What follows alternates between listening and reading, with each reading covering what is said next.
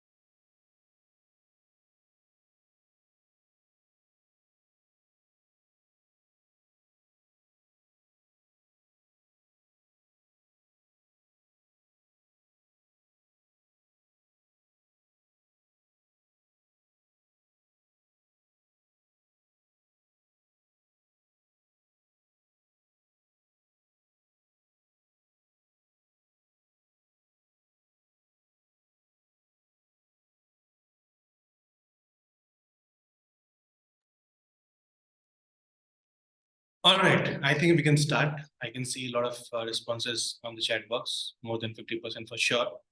Okay, and I can see options as A and D. Okay, confusion between A and D. We will remove the confusion. We'll try to remove that.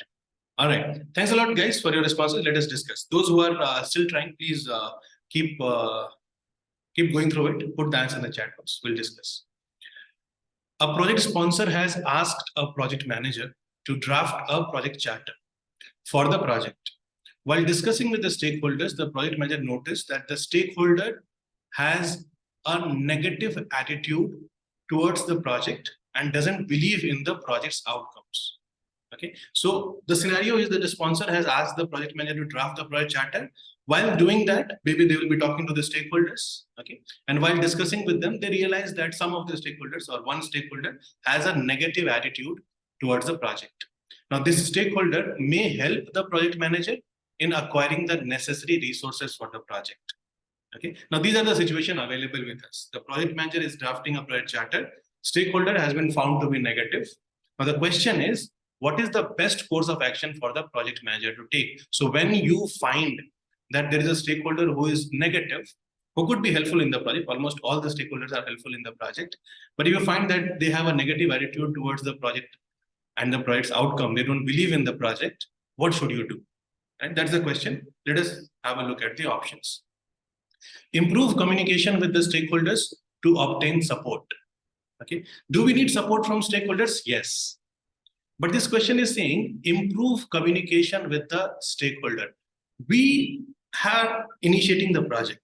Okay, we don't yet have a plan for communication. We yet have not probably communicated with the stakeholders yet. Okay, so improving communication, we don't have a status quo. We don't have a as is communication to improve. Probably might not be the right choice. Okay, although if you look at the general understanding of it, should we improve communication to obtain support? Absolutely. We should build relationship. We should discuss. We should collaborate. We should engage the stakeholders. But for the given situation, this might not be the right choice. Doesn't look like a very positive word because we have identified that they are talking about improving communication. Okay. Plan a communication, plan an engagement, discuss with them. Looks good. Improving communication as yet, when we are just starting the project, initiating the project, might not be required. So if you think that this could be correct, just park it. Okay. If you think you can eliminate it, you feel free to eliminate that. Okay. But if you are doubtful, just park it. Then we go to B. Identify the risk in the risk register and plan appropriate response. Nothing in the question talks about the risk. Okay. So there is no risk to be entered into the risk register. Then we go to C. Inform the project sponsor about the egoistic nature of the issue. Okay. Of the stakeholders, or you discussing with the stakeholder, just because they have a negative attitude towards the project outcome, it is not determined that they have an egoistic nature. Okay. And the whole issue is revolving around that nature. That might not be true. So we can eliminate this. These are very clear to eliminate. Whenever you find an option which is clear to eliminate it. Okay. It will give you, most of the times, 80 to 90% of the times, you will be left with two options, and then you have to compare and decide which one is better. Okay. Then we go to D. Meet with the stakeholders to discuss the impact of the deliverables. Okay. If you discuss the impact of the deliverables, you will be discussing about project outcome. Okay. And during this discussion, you may be able to understand why they are negative about it. Okay. If the option said discuss with the stakeholder and understand why they are negative about it, it becomes an easy question. Okay. And when they say meet with the stakeholders to discuss the impact of deliverable, which could help them in understanding the outcome of the project, which could help you in understanding why stakeholders are negative, this looks like a better option. Okay. Improving communication versus meeting with the stakeholders to discuss the impact of deliverable. This is better because we yet don't know whether communication needs to be improved or not. Do a better communication, plan a better communication, plan a good communication, plan good stakeholder engagement. Yes, we don't need to improve it as yet. We are at the initiation stage. Okay, hence D is better than A.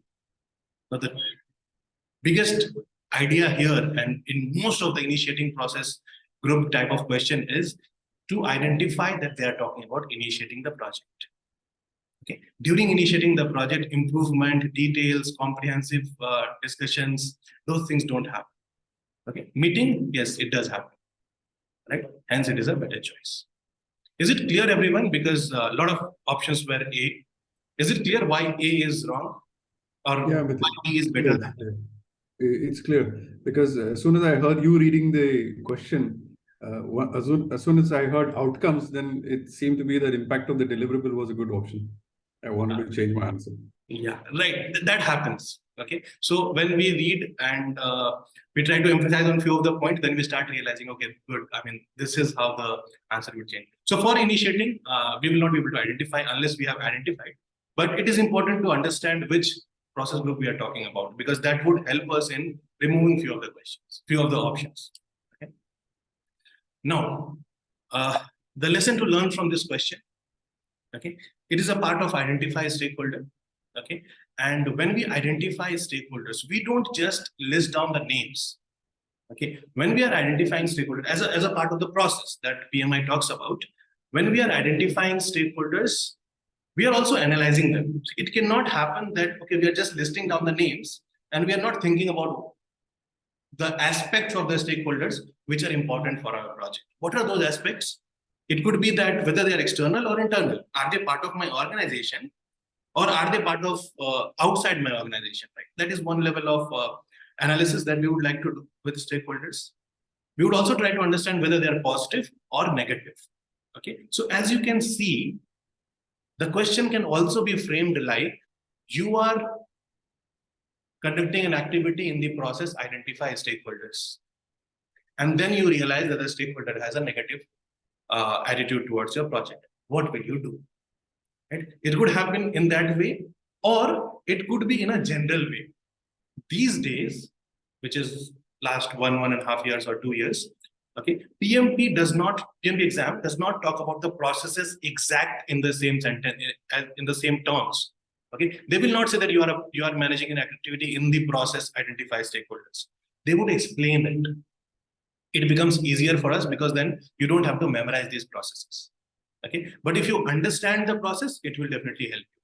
Even if you have not memorized the process, can you logically do it? We all did. Okay, maybe we were right, we were wrong is a different part, depending on mindset, depending on identification of few points. We will get correct or wrong, but logically you will definitely be able to arrive at the answer, is what I wanted to discuss today. And in all the 5 questions, this is what we are going to discuss. Okay. Now, in terms of identifying stakeholders, what else do we do? Okay. You would want to understand their power, how much of what is the level of their authority, how much power do they have, how much of an impact they can create in the project, what is their ability to influence the outcome. It may happen that they don't have power, but they have good relationship with somebody who has power. So they might influence the outcome of the project. So we would want to know that. Interest, how much interest do they have in the project? Okay, are they interested in the project or they don't care about the project? What is their attitude, positive or negative? How close are they to the project? Maybe they are powerful, maybe they can create an impact, but they are very far away in the hierarchical structure of the project. Maybe it is a HR head who might or might not have direct relation to the project. Okay, so we need to understand that. The point that I'm here trying to discuss here is that they would discuss about process. By explaining the process, they might not tell you the exact name of the process. Okay, and the second important thing that we should keep in mind is that when we talk about identifying stakeholders or discussing about the stakeholders in the initiation stage, we may not only be writing the name of the stakeholders, but we may also be analyzing their interest, power, impact, and attitude. Okay, or anything else that we want to implement. Right, we may be able to do. We may be doing that as well. Okay, so keep this in mind. It will definitely help you in many other questions as well. Okay, let us move to our next question. Go through this question again, put the answer in the chat box, and then we will discuss.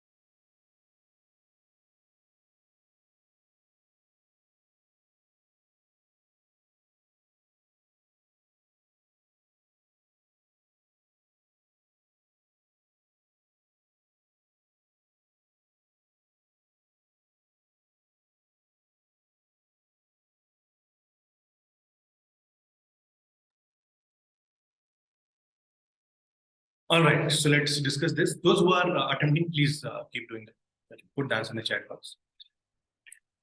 While planning in a new project, a project manager identifies compliance requirements from multiple departments of government body.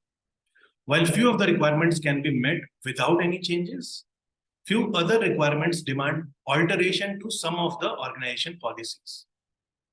Okay. Now, there was a question in the chat box where it was asked, how do we work on these lengthy questions? Okay. The best way to do it is to take a pause of 1 second, 2 seconds after reading a sentence. Okay. Although we may feel like we are spending more time reading, so we read fast.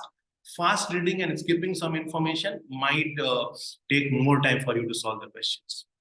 Okay, so my suggestion would be, after you have read 1 sentence or 2 sentences, just pause and understand what the scenario is talking about. Okay, so the scenario is saying that we are managing a new project. Okay, that would be important. The project manager identifies compliance requirements from multiple departments of the government body. This should tell us that we are talking about some kind of requirements, right? So we are collecting requirements. While few of the requirements can be met without any changes, few other requirements would demand alteration to some of the organization policies. So this is what we have understood, that we can meet some of the requirements. Some of the requirements will need us to do something, okay? Need us to alter something. Now, this is where you should take a pause and say, okay, this is what we have understood. Now let's go ahead. Executive management advised the project manager to overlook these compliance problems, as the policy change would come into effect by the time the project reaches a stage where the compliance is required. Okay, so the idea is there are some compliance requirements. Some would be met, some would need some changes in the organization. Management says, don't worry about it. These changes would be made by the time you would come to a stage where the compliance is required. This is what the management has said. They might be right, they might be wrong. It is about compliance requirements. Okay, so what should the project manager do first is the question. Okay, now if they are asking what should you do the first, you will only come to know if you have seen all the options and compared them to understand which can happen first, which can happen later. Right? So let us have a look at all the options. Document the interactions with senior management in the risk register. Okay.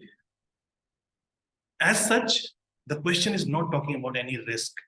Okay. There may be risk associated with it, but the question is not talking about it. Okay, one thing. Second, document the interactions with senior management might not be the right thing. We do keep records, we do keep the plan that we created, and we do take sign off, but because we had a discussion with somebody and we think it will create a problem later, we're just documenting that interaction. That might not be right. If you have identified a risk associated with it and then you are adding it into the risk register, it could be a good choice. Okay, but as such, documenting just the interaction might not be useful. Okay, so then we go to B. This is not a good choice. Advise executive management that it is unethical to continue. See, if there are compliance requirements and you are continuing without taking care of that compliance requirement, it might be unethical. Okay, but might is a very important word. If we are not justified that it is unethical, as a project manager, I would not tell that to my management. Okay, as a project manager, I would not take things just on the face value. I will always verify whatever they are saying, and whatever I have to suggest, I must also verify. I must have a justification for that. Okay? I must be confirmed that it is unethical. Only then I should suggest that. Okay, the management is telling us that it will be ready. So what we need to do is we need to verify whether it will be ready or not. Okay, that might be the first thing to do. But telling them, okay, you are doing something unethical without us confirming that it is unethical is wrong. Okay, so this is also not a good choice. Verify the claim made by management and establish a strategy for compliance. Okay, so even if they have said that, okay, overlook and go ahead, you don't plan in detail, but definitely create a strategy for compliance. Okay, that is the right approach. That if somebody is asking you to overlook something, just check whether the claim that they have made is verified or not. Is it in place or not? How are they saying that it is in the place, right? So if the management is saying that, okay, we have everything in place, it will happen, we will not take it on face value. We will verify whether whatever they are saying is correct or not. Can you show something? Can you discuss? Can we understand? Can I also understand, as a project manager, you will tell your management that, can I also understand what are we doing so that it can help me in the project, right? So you will have to discuss with the sponsor or management and understand whether whatever they are saying is the truth or not. We are not doubting them, but it is good to verify. Okay, so it looks like a very, very good choice. Then we go to D. Plan alternate features in the product that doesn't need compliance requirement. Okay, might be a good choice if you are able to find that out, but definitely not as the first thing. Okay, the moment you see that there is a compliance requirement, you will not start looking for different features. Okay, so we will eliminate this. C is the best choice, which I think almost all of you answered. Is it clear, everyone? Okay, why C is correct? I could see some A or B. Yes, please, if any doubts, please go ahead. Yes, Aarti? So just a query. I mean, I selected C, but just a query that the project is still in the planning phase, and D, there is an option which says plan alternate features. So I'm saying, why the project is still in the planning phase, can we not plan? alternate features. Okay, we could do that. As I said, if we can find it, we must do that. But that would not be the first thing that we will do. Okay, if this, just understand or just let us imagine this scenario. Okay, we are doing a project and management told us that yes, whatever policy changes are required, okay, it will automatically come into effect because we have taken some actions by the time you need it. So if you know that there will be a policy change and it will happen, why would you look for any other feature? Why would you try to do any extra work? Is my question. Is it clear? Yeah, Amit, Yes, I have a thank you. So we will just verify whatever management is saying is correct or not. If they are correct, I don't need to do anything else. If they are not correct, however, then maybe we will need to do this. Okay, at some point of time, we may need to do this. Yes, please. Any other question? Please go ahead. Yeah, Amit, I have a question. Yes, Yeah, can you hear me? I can hear you. Yes, Okay. In the section and now I is can. written executive management advise the project manager to overlook, and Yes. that because they are working on the compliances and it will be ready. But if the language is little bit different, saying that project manager to overlook as the compliance may be ready by that time, it May be is ready. required. Okay. At that time, it become a risk for a project manager. Here, if you are saying it may be ready, then it is a risk that it might not be ready. Okay, so what you're saying is correct, that it might not be ready, but still the question would talk about identification. They would say that the project manager identified it as a risk. Okay, so what you're saying is correct, that if they say maybe, then it is a possibility that it may not be. And it is a risk. See, even if they said it will come, okay, if they give you 100% guarantee on a legal paper, right, still there is a risk that it might not happen. It is just a plan, right? It is just a guarantee. It is just somebody telling us that it will happen. Okay, there is no guarantee still. It is still the risk. Okay, so when they say maybe or when they say confirm, when they say 100%, still there is a risk that it might not happen. That would be a different part altogether. It will be a risk. We will put into the risk register, but not the interaction, but the risk. Yeah. The option A is document the issue in the document this in a risk register. Then A could be the better choice than C. That is what is my question. Under what circumstances A will be a better choice than C? Understood. We would still like to verify first. Okay, before documenting anything, can we verify whether it is possible or not, so that we can understand that yes, there is definitely a risk, then we will document it. It could still verify, could still be the better choice. If you are saying that the changes that would happen in the question and these two options still remain, then verifying the claim could still be a better choice at that point of time. Thank you. It is like assessing whether there will be a risk or not. If we know that yes, there is a risk, then we can document. All right. Yes, please go ahead. You have raised hands, Kirti, Shubham. Amit, I'm sorry, I got little confused. Mhm. So, policy changes will, would, or may. In all the cases, the action is still the C1, right? Verify first, correct? Yes, absolutely. Yes. Okay, thank you, Amit. Yes, Shubham, please go ahead. Yeah, Amit, my point is, if in the described question, if first is not mentioned, so probably the answer should be like D. If first is not mentioned, then Because- answer would change. Options would also change. Maybe at that point of time, they are looking for solution. Okay. They would want you to resolve something. Okay. And in that case, the options would also change. Here, they are looking for sequence of activities.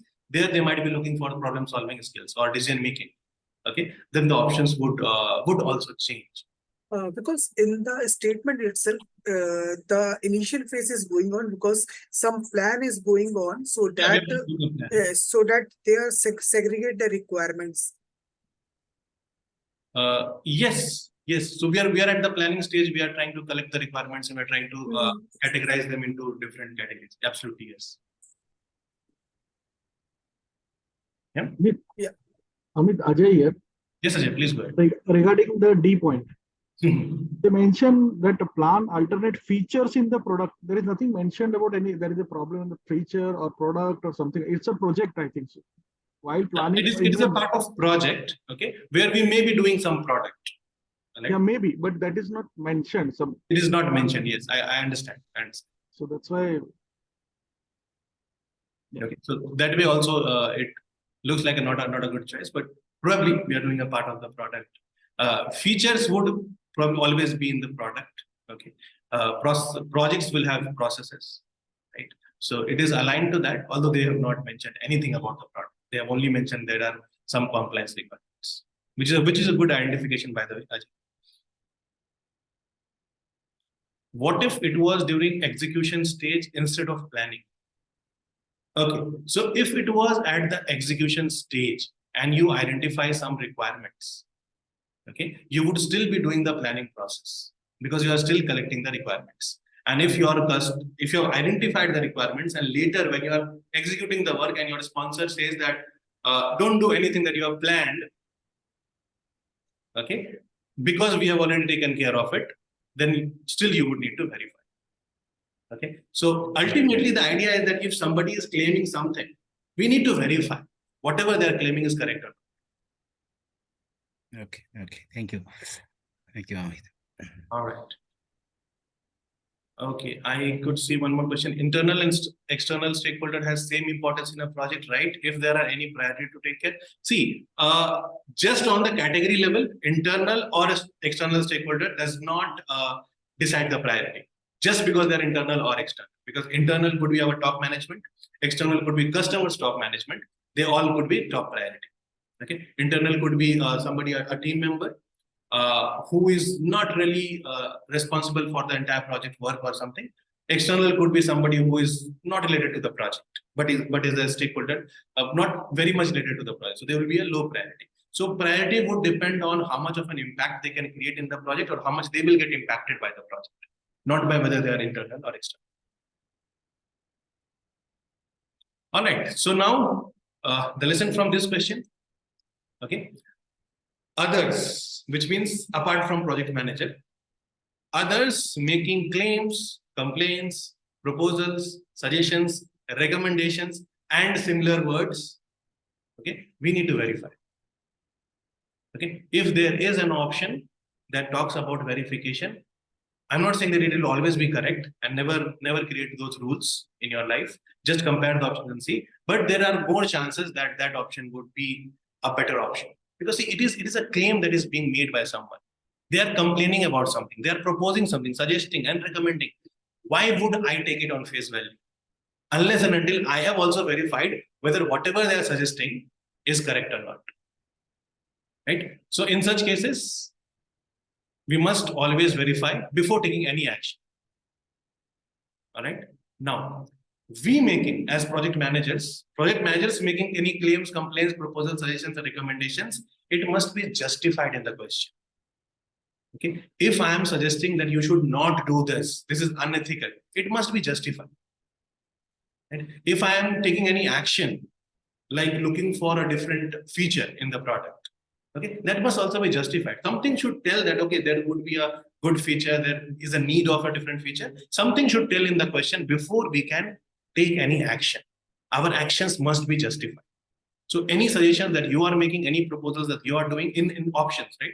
Project manager is doing something like this, project manager recommending something like this, project manager is suggesting this, project manager is telling the team to do something. It should be justified.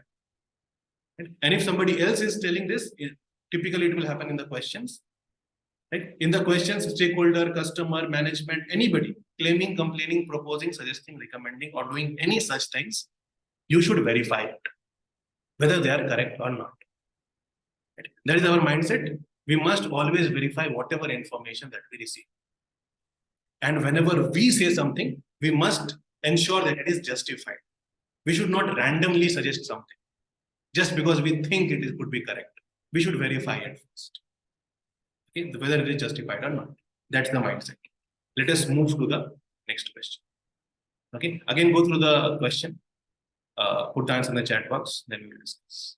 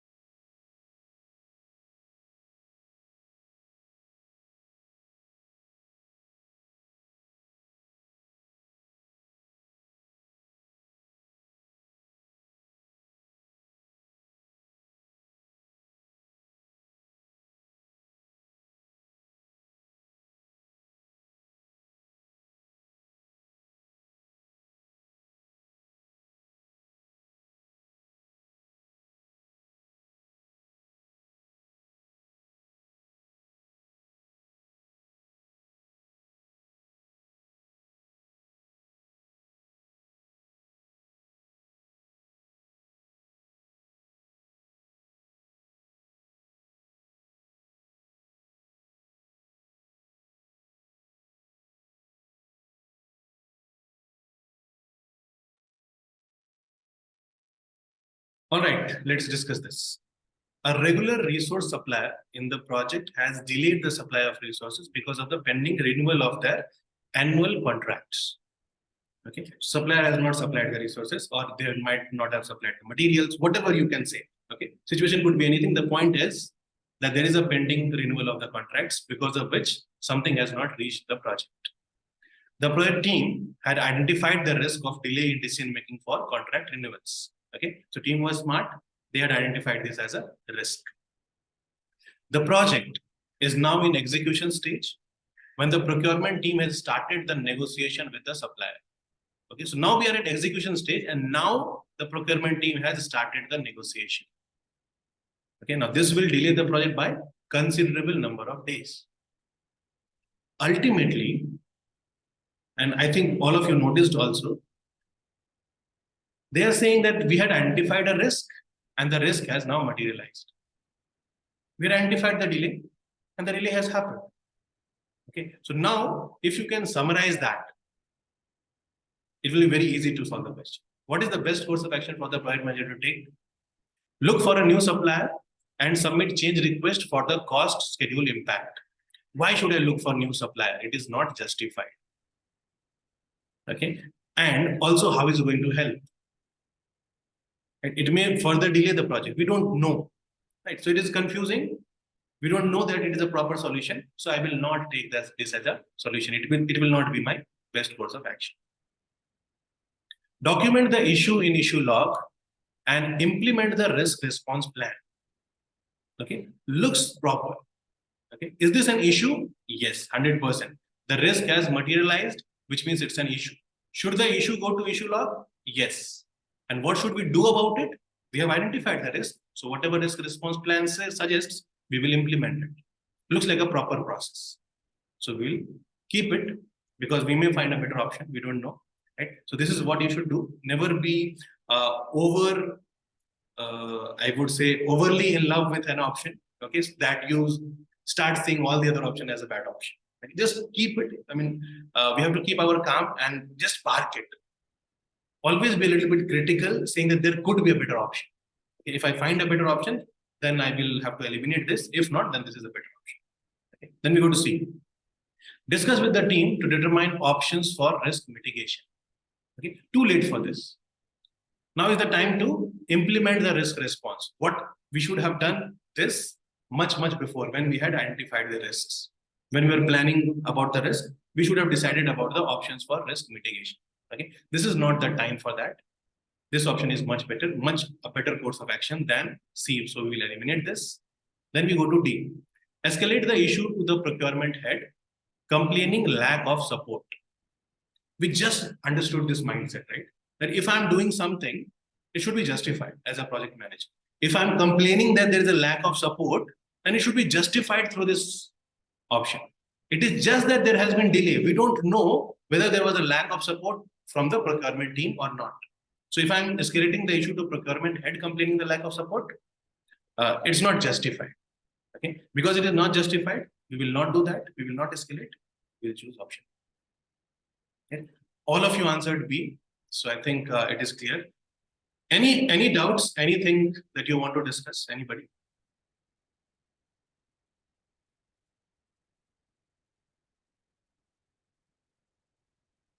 Okay. I just want to ask. Yes, please. Problem is happened. Now, so why can't we discuss and why can't we solve the problem? Okay, we should do that, but that is not there in the option. Okay, see, it is a problem that you have already identified. Okay, which means there would be a risk response plan as well. You have identified the risk. Okay, and that risk has the same risk has mitigated. You don't have to sit and discuss what should be the solution. Solution is there. All you have to do is implement it. Okay, so what you do is you say that, okay, this risk materialized into issue. I have mentioned it into issue log. I have this number I 1.2.3 or whatever. This issue has happened. Okay, and now all I need to do is I need to implement whatever we had planned for. Okay, and that is why we don't discuss and try to find a solution. And second thing, there is no, I mean, it is not mentioned in the question, in the options. Is it clear? Yeah. All right. So what do we learn from this? And this is a very, very important understanding. Okay. Indicators versus determinants. Indicators indicates something might happen. Determinants determine that yes, something has happened. Right? Very important understanding. The risks will go to risk register. Okay. Risk is all about doubts. Risk is all about uncertainties. It may or may not happen. Okay. You will see the sentences in the question as future tense and which will be future doubtful tense. I know that is not a part of speech. Okay. But it is future doubtful tense. Okay. Which means the sentences would to say it may happen, it might happen, it could happen. Right. So there's no guarantee that it will happen. Right? These are all risks. Problems may or may not happen. Those are risks. The risks naturally will go to risk register. It will not go to issue log. Right? Issues go to issue log. And issues are of two types. One is the risk that has materialized, which means the risk that we had identified and it has happened, which means known risks. Right? And the second type of issues is unknown risks, which means unknown or unknown problem, unknown issues, which we had not identified. Okay, both the things, very, very important. Both the issues, whether you had identified as a risk or not, it doesn't matter. Any problem that you face, you should enter into issue log and then create a column and say that you had identified as a risk and you will be implementing the solution. Mention that. Okay, but always note down the issues into the issue log, whether it was identified as a risk and then it has materialized or whether the team could not identify. Okay, issues are your determinants, which means it has happened. You know that it has happened. The problem has got established. It is a confirmed problem. It is an established problem. How would you identify this in question? You will see present tense or past tense. Something is happening. Something has gone wrong. Something went wrong earlier, or something will happen. An impact will happen. Future confirmed tense. Okay, they will talk about future tense, but they will say that this will definitely happen. So any question that is saying that, okay, something has happened and there will be an impact, which means they're talking about issues. If they say that there may or may not be an impact, they're talking about risk. And it is very important for us to identify and differentiate risks from issues in the questions. There will be many, many questions where you will need to understand the difference between risk and issue, because that is what will decide the best course of action. Okay. Yes, Mr. Adil, please go ahead. In what situation we have to update the risk management plan? Because sometimes the question asks about the risk management plan. In what situation we have to do that? See, if we have identified something where we realize that the risk has happened, okay, and we don't know how to work around it, or the risk is about to happen, or we have identified the risk, but we don't know what to do about it, then our plan will change. Otherwise, if you identify the risk, update the risk register. You have planned something, it has not worked, you are planning a response, sitting with the team, everything would be done on risk register itself, because that's where we mention our response plan. Only when you realize that there is a problem in the plan itself, we don't know how to manage the risk on a broader level, or the way we are managing the risk is not right, then we go back and we update the risk management plan. Okay, that is the general understanding. Situation is specific, we will have to identify and compare whether the risk management plan should be updated or not. Does that answer the question? Yes, yes. Okay, thank you so much. Yes, Robin, please go ahead. Amit, can you once again explain the difference between known and unknown issues and how do you treat them? Okay, see, issues, okay, can be classified in two parts. One are those issues which our teams have identified as a risk. Okay, team identified it as a risk, they have mentioned in the risk register, and now it has materialized. Okay, out of 100 risks, maybe 50 risks will materialize, 50 will not. Okay, so there's a chance that it may happen, may not happen. For those risks which did happen, they become an issue. We enter it into the issue log, we go back to the response plan and we say that, okay, this is the response plan, let us implement that. We implement it and we see whether it was successful or not. If it was successful, we will close our issue in the issue log. Okay, that is how we deal with known risks. Now, there would be some problems, and there will definitely be some problems which our teams could not anticipate. Somebody was working in the company and now they have fallen sick for 20-30 days. Now this is something that the team could not anticipate. Okay, and when they could not anticipate, this is an unknown risk. This was an unknown risk which was not known to us, and now it has happened. Okay, so this is an unknown problem that our team could not think of, and this has happened. That is also an issue. Same process would happen. That issue will also go to issue log, and now the difference would be that we don't have a response plan for it because we could not identify it as a risk. So we will sit with the team and try to prepare a response plan. How should we solve the problem? That is what we call problem solving. Enter the issue into issue log, sit with the team, figure out what could be the best solution, implement that, and check whether it was correct. Clear? Thank you. Clear. Yeah, Amit, my question is, once it is corrected and to not repeat it in future, what should be the next step? Update the risk management plan? After implementing, we must check whether our implementation was effective or not. And it should be a part of our plan. So whenever we are planning that, okay, we will solve the problem like this, we should not only plan for executing the work or implementing the task. We should also plan of how we will check whether the action that we are selecting will be correct or not. For example, if I have 3 options or 4 options, 4 ways in which I can solve a problem. Let us say team decided option 1. So I need to also verify later, once I have implemented option 1, whether option 1 was the best choice or not. Whatever we had anticipated, did we see it as a result or not? And this is a very good question because this is exactly what we're going to discuss in the next question. Yes, Ketki, please go ahead. Amit, does this mean that the step of problem solving will not be involved if the risk was identified and there was a plan to address that risk already? Yes, right? absolutely. Because we don't have to do that. We already have a plan. We just need to implement it. Okay. And my second question is that, like in the risk register, there'll be few risks which will happen and few risks will never happen, right? Correct. That get updated at the end of the project, like Not this at the end of happened. the project. As soon as that activity has happened, okay, and the risk has not materialized, you will be updating the risk register. That okay, this risk was associated with this activity. We have completed the activity, but the risk has not happened. Mention as a cross or whatever you want to mention did not happen, and close that. Okay, so that you can move ahead. At the end of the project, it will be very difficult to remember what happened, what did not. Got it. Thank you so much, Amit. All right. Any other question? Anyone? Before we go to 4th question. Could you please explain about doubts, uncertainty? Doubts and uncertainties are like, see, we are in our house, okay, and we are planning to go out. There's a doubt, there is an uncertainty, there is a chance that there might be a rain. Okay, that is a doubt, that is an uncertainty. It may or may not happen. There's just a chance, right? So it is a risk that it might rain, and if it rains, what would be the impact? We will get wet, we will get delayed, something would happen, right? That is risk. When we talk about issues, we have gone out of the house and the rain is actually happening. This is a problem. We will definitely get wet.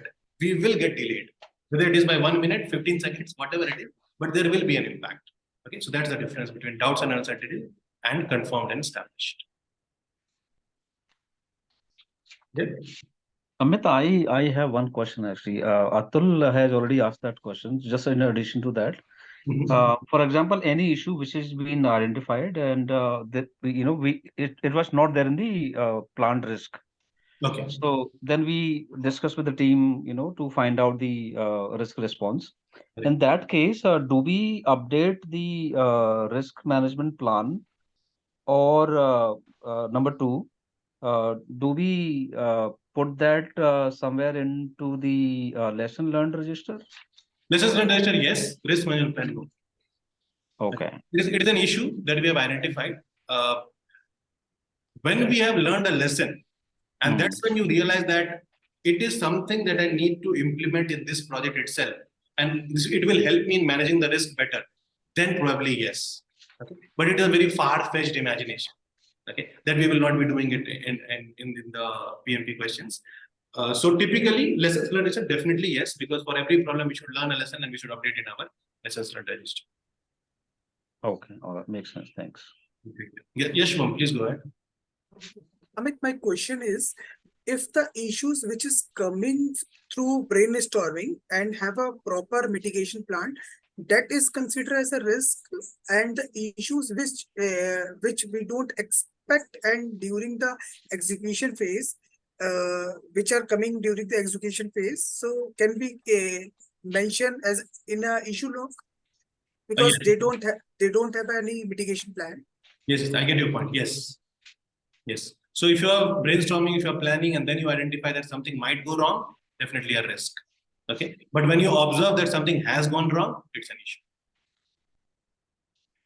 Okay. All right. Okay. So now let us move to the next question. Again, please put the answer in the chat box, then we'll discuss.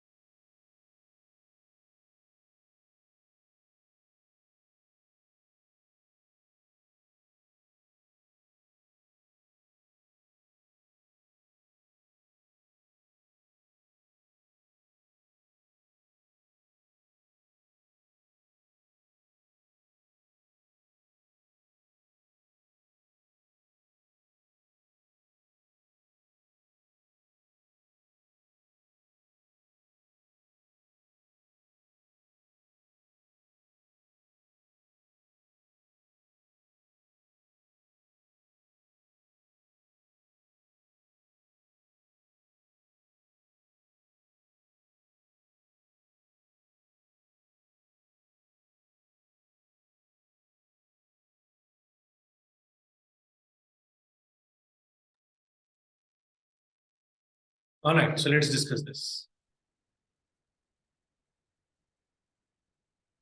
Project team planned a preventive action on an expected non-compliance of performance parameters by the product component through a contractor. Okay, little bit confusing statement, but as I said, take a deep breath, okay, of 1 to 2 seconds. We don't have a lot of time, and read again if it is required. Okay, there's no harm in reading the question again. Please don't think that you are taking a lot of time and you are reading again and again. It is for better. If you don't understand in one go, just read one more time. Don't do it thrice or 4 times, because that would delay the solution. But it's okay. It's okay to read twice if you are trying to understand it, because as we have been discussing, a well understood problem is half solved. Okay, so understanding the problem is very, very important. Rushing to understand the problem is not. Okay, so team has planned a preventive action. Okay, and it was an expected non-compliance of performance parameters, which means it was an expected issue. It's a risk that probably we are talking about. Okay, by the product component through a contractor. So the contractor which will provide the product component that might not comply with the performance parameters that we want. The plan was implemented by the team. Okay, so the action was decided, plan was decided, it was implemented also by the team, but it was noticed during inspection that the action did not produce expected result. You had a plan, okay, the summary of the question. It could be for anything, non-performance, non-compliance, everything is there. But the idea is that you had a plan, you executed the plan, but ultimately the result was not achieved. So what should you do first in such cases? Okay, revise the procurement management plan to make it more stringent. Okay, again, I am taking an action which needs to be justified. I am blaming on procurement management plan, which I cannot unless and until I have some information about it. Okay, so we don't know how procurement management plan is attached to this and how it would come into picture. We don't know that, right? So we can eliminate this. issue a change request to implement a revised plan for this activity. Okay, so we are saying that we will change the plan itself. Okay? Although the action did not deliver the result, but we really don't know whether a revised plan would be required or not. Maybe it will be required, maybe it will not. Is it the first thing that I will do? Probably not. But if the other options are talking about something even worse, this could be a correct choice. So I will not eliminate it, I'll just park it, because I would at some point of time be required to put a change request for something. Okay, so just for that reason, I'm keeping it. Then we go to C. Review the supplier performance to identify the root cause. Should we do that? Yes, but how has supplier performance come into picture? Okay, the plan was to be implemented by the team. Okay, during inspection, we realized that somehow it did not produce the expected result. So by reviewing supplier performance, we will not be able to understand.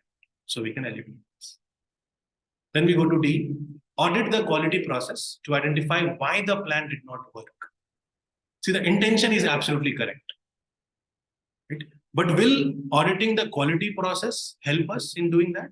Yes, because it is talking about non-compliance of a particular performance parameter, which means they are talking about quality requirements. Right? If they are nice people in PMP, if they like you, they will mention quality requirements. If they want to confuse you, this is what they will do.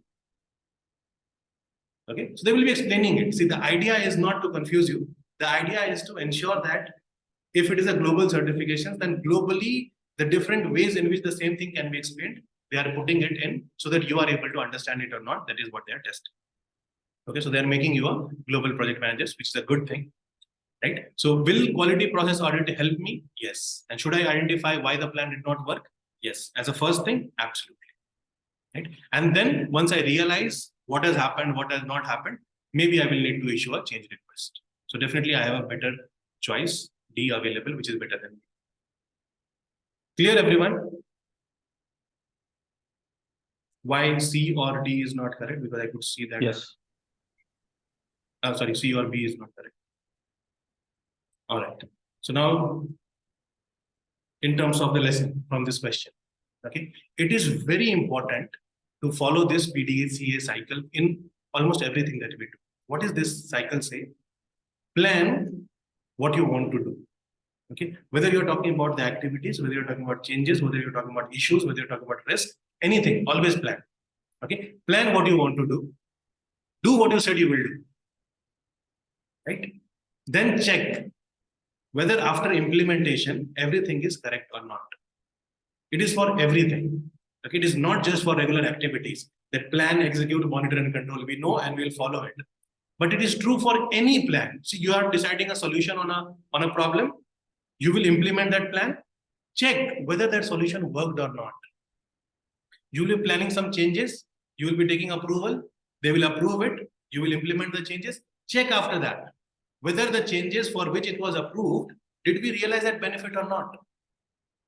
Right? If it is a risk, if it is an issue, you have planned something, implement it, and always check whether it was proper or not. Okay. If it was not, then act on it and continuously improve. Right? This is true for normal activities, normal like regular process without any problems. It is true for risks. It is true for issues. It is true for changes. It is true for everything almost. Right? That we have to plan, we have to implement, and we must check whatever we have implemented. If you are not doing that, by all means, don't plan. If you're not checking whether you met the plan or not, there was no point planning. Right? Because it was planned and then you implemented, you're not checking whether you were successful or not. Right? So how will you improve your plan? How will you improve the whole team? How will you improve the project? Right? So it is true for everything. It is very obvious for normal activities because we see it so many times.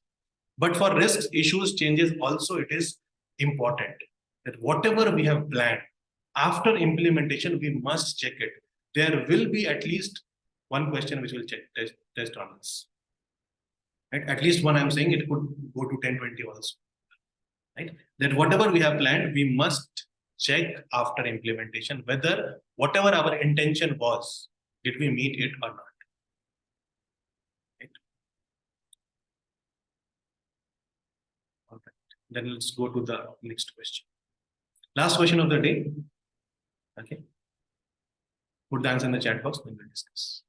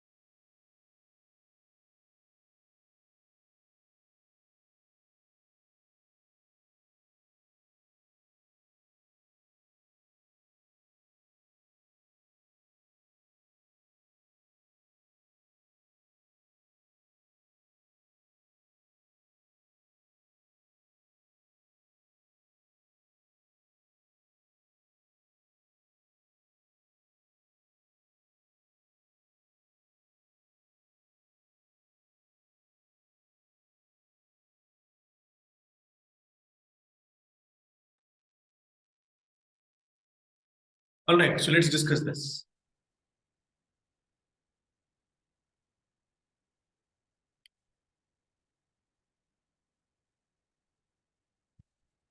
During the closure of the project, a team member asks the project manager that about the best way to showcase the overall performance of the project to determine whether the initiative was a success. Okay, so we are at the end of the project. Team member is saying that how do we showcase our overall performance of the project to understand whether it was a success or not. The team member wants to apply the best practice in the next project. So they have a reason why they're asking for it. Probably they are getting promoted into project manager. Okay, and they want to implement something nice. What should the project manager suggest? Now it could be a team member asking, it could be a sponsor asking, it could be a customer asking. Anybody can ask this question. How would you respond? Okay, include current performance information in the project status report. Okay, you will say that a way to showcase the overall performance is to show it in the project status report. Okay, now what is important to note is that the status report is a regular report which we will be doing frequently, which will talk about the status of the project. Okay, 50% complete, 60% complete, 30% complete, 20% off target, 10% within target, something of that sort, right? So we are talking about the project status and not the performance. Right? So not a good choice. Then we go to B. Document the key performance indicators in the final project report. Okay, question is talking about overall performance of the project, and we are talking about documenting the key performance indicators in the final project report. Will it help us? Yes, definitely. Right? So it's a very, very good choice where we are looking for performance and we are adding those performance indicators in the final project report. Okay, so it's a good choice. Then we go to C. Inform the team member that performance should be evaluated after 45 days. Okay, now this is an idea where we say that outputs and outcomes are realized after some time once you have started using it. But where has the 45 days come from? Okay, and if I want to understand my performance, I will complete the project, and while I'm completing the project, while I'm closing the project, I would check my performance. Okay, 45 days, where does it come from? 40, why not 40, why not 50, why not 60? Okay, so it is not justified. Then we go to D. Document the project performance in the lessons learned register. Okay, idea is correct, document is wrong. Okay, lessons learned register is to capture the lessons that we have learned. Okay, we may learn some lesson because of the performance that we have done, but it will not tell the performance of the project. It will not be used to check whether the initiative was a success. Okay, so it is a wrong document to mention it. That's why D is also wrong, B is correct. Okay, so what we are doing is we are documenting the key performance indicators into our final report, where we will be able to check whether we were a success or not. That is why B is better than D. Is it clear, everyone? Yes, Shubham, please go ahead. You have a question. Yeah, in the question itself, it's mentioning like the team member want to apply the best practices for the next project. Okay. And this is very dicey because for the next project, person should be considered the lesson which they are learned from the previous project. That's why I choose D is a better option rather than B. Okay. Because but, yeah, which is a very important point, and thanks for bringing that up, Shubham. Yes, they want to apply the best practice in the next project. Lessons learned register would help them in that. But that is not the question that they are asking. Okay, what is the team member asking?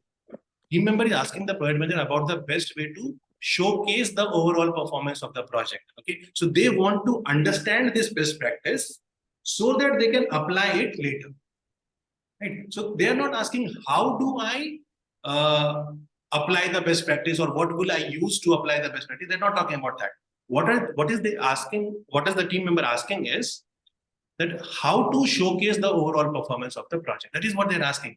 This is an additional information given to us where the reason of this question is being provided. The team member is asking because they want to apply in the next project. Right? So what we have to do is we have to go back to the question and understand what the real question that the team member is asking and what would help us in solving it. Right? So if they were asking about which document to refer to understand the best practice, lessons learned is absolutely yes. But that's not the question they're asking. They're asking a different question. Does it answer the question, Shubham? Yes. Okay. You don't sound confident. No, Yeah. Me too. Ajay, please go ahead. Yes, please go ahead. The same, because lessons learned register or lessons learned register means what we say, the OPA and everything, the organization policy, assets and everything. When we talk about best practices, that document come into picture, right? For reference. See, they want to know the best practice. Okay, so they are asking you what is the best practice to be followed when I want to showcase the overall performance of the project. Okay, and you are saying the best process, the best practice to showcase the overall performance is to mention it in the lessons learned register, which is wrong. Okay, this is not the best practice. Lessons learned register is used to understand what kind of lessons we have learned, which will be applied in the next project. Yes. Okay, but the document in itself is not the best practice to showcase the overall performance. The overall performance would be showcased in the final project report. That is the best practice. That is what they're asking. Okay, the team member is asking, what is the best practice to showcase the overall performance? This is the best practice, not to document the performance in the lessons learned register. If it was instead of a lesson learned register, if it was an OPA, document the project performance in the OPA, means the organizational policies and assets. Okay. Then whether that will be the correct answer. Understood your point. So see, if option B is also there, let us say we are just assuming if it is a part of question. Option B is also there and option D is also there. OPAs are general. Okay, project report is a specific. So when you are giving someone an answer, when you are responding to somebody, you should answer in a specific manner. If you tell them that, okay, do it in OPAs, they'll get confused. OPAs is a vast universe. Okay, where do I update? What is the best practice? We need to be more specific when we are responding to our team members. Okay, still B would be better. Is it okay, Ajay? Okay. Yeah, please. Yes, Prashant, go ahead.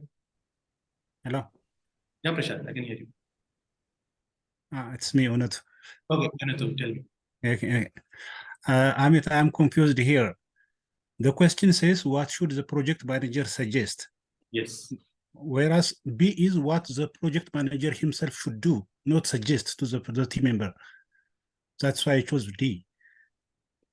Okay. But D is also something that the project manager would do if you think in that fashion. Okay. See, I would suggest something that I have done, okay, or that I believe is the best practice. So it is not a matter of whether I'm doing it or not. Okay, what I believe as a project manager is the best practice. Okay, and the best practice here is that I should indicate my performance in the final report rather than indicating it in the lessons learned register. That is why we are selecting. Does it Yes, clarify? but as a project manager, I should indicate these key performance indicators in my project report, in my final project report. Yes, that is my It's best not practice. something I just suggest I should do this as a project manager. So if it is a suggestion, for the next project, these things should be documented in the lessons learned. It's how I feel. Yes. What you're saying is absolutely correct. That this should be mentioned in the lessons learned register so that the team member can apply in the future project. Yes. Absolutely, yes. That is correct. Yeah. So this is the best practice which we should mention in the lessons learned register. But as of now, for answering this question, the question is asked, what is the best practice, not what we should do with that. Okay? That's why it is correct. What you're saying is absolutely correct. Understood your point. Okay. Thank you, Amit. Thank you. All right. Yes, Prashant, please go ahead. You are on mute if you're talking. Hello. Yeah, Amit. Sorry. Yeah. I chose option A because I'll explain the project status report customer asked. In that one, we are mentioning what we did in the last, let's say it's a monthly report, status report. What we have done in the last month and what we are planned to do in next month. So it keep on continuing for the next 2 to 4 months. Then in that one, customer is reviewing our performance. Means what was okay. So here, so customer may advise us, okay, you are based on your status report, you have done that wrong, and they may ask us to improve our performance. So that was my understanding. I chose option A, and continue to that. Understood. The only thing you probably missed is they are looking for overall performance. Okay. So they are not looking at midway through the project. They are looking at the end of the project. Okay. At the end of the project, status is that we are complete, 100% done. Okay. So what you're saying is absolutely correct with respect to project status report. Every word that you spoke of is absolutely correct with respect to project status report. But that might not be the best practice to put overall performance also into that. Let us put overall performance into our final project report. Okay. Also, next question. Sorry, Amit. Where from KPI derived here? It is key performance indicator. We are talking about performance of the report. How we are deriving here actually? How we are deriving as in, I didn't understand. Like KPIs are set at the first, right? Yeah, in the beginning itself. So we will mention these findings of our result of our KPIs into the final report. So KPIs, we have indicated that these are our performance indicators. Okay, if we achieve this, then we will call ourselves successful. Okay, did we achieve it or not? We'll mention it in our final report. Okay, got it. Yeah, thanks. Amit, I have one confirm. I need one confirmation and then a question.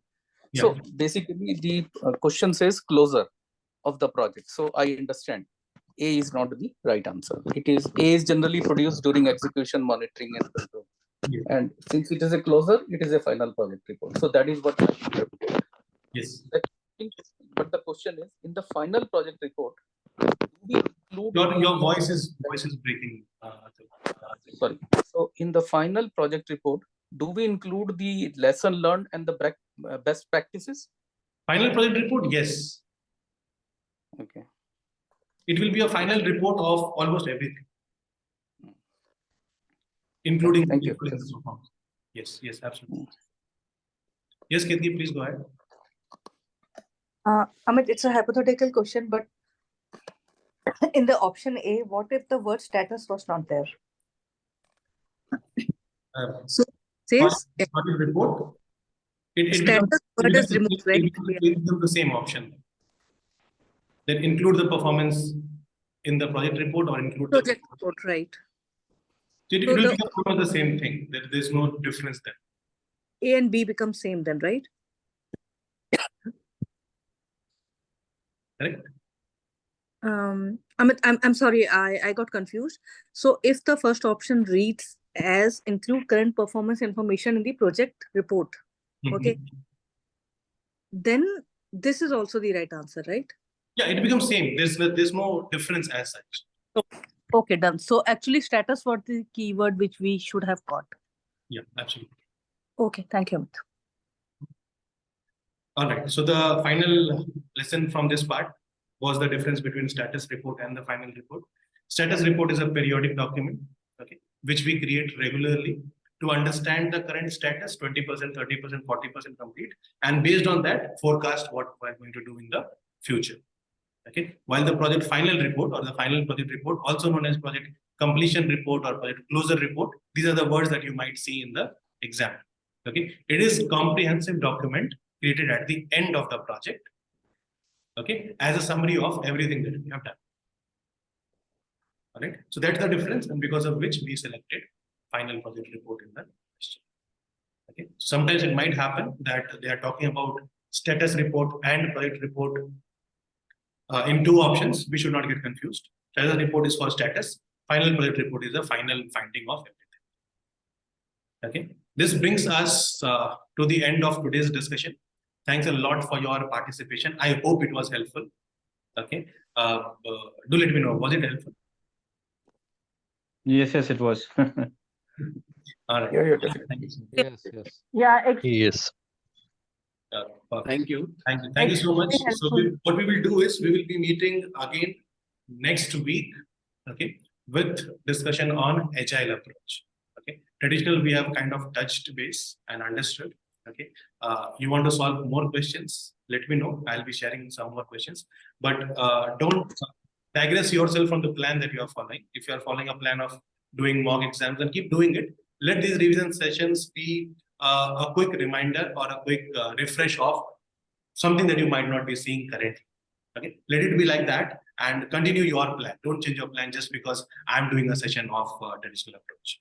Okay, if you have any questions, please let me know. And as I discussed yesterday, I'll be sharing you a complete list of the techniques, tools, and techniques that we use in 49 processes tomorrow. Okay, please go through that at least once. Okay, before you write the exam, so that once you see those terms in the exam, you will be able to recollect whatever we talk. Mr. Amit. Yes, please. Ravi Chandra here. Yeah. Whatever we did in last two means yesterday and today, this wasn't been. We did it in our regular sessions. So will we be doing it in? Yes, absolutely, 100%. This is just a revision of whatever we have done. Okay. We will be discussing everything in coming Saturday and Sunday. So this is for batch, everyone. We'll be doing that. Don't worry about it. This is just a revision. Thank you. All right. Okay. Thank you, everyone. Okay. Thank you. Good night. If you're taking a mock exam, please do take a mock exam this weekend. Okay, and then let's connect. For regular batch, you don't need to do a mock exam as yet. Let us connect for our session. Thank you so much. Thank you. Thank you, Amit. Thank you.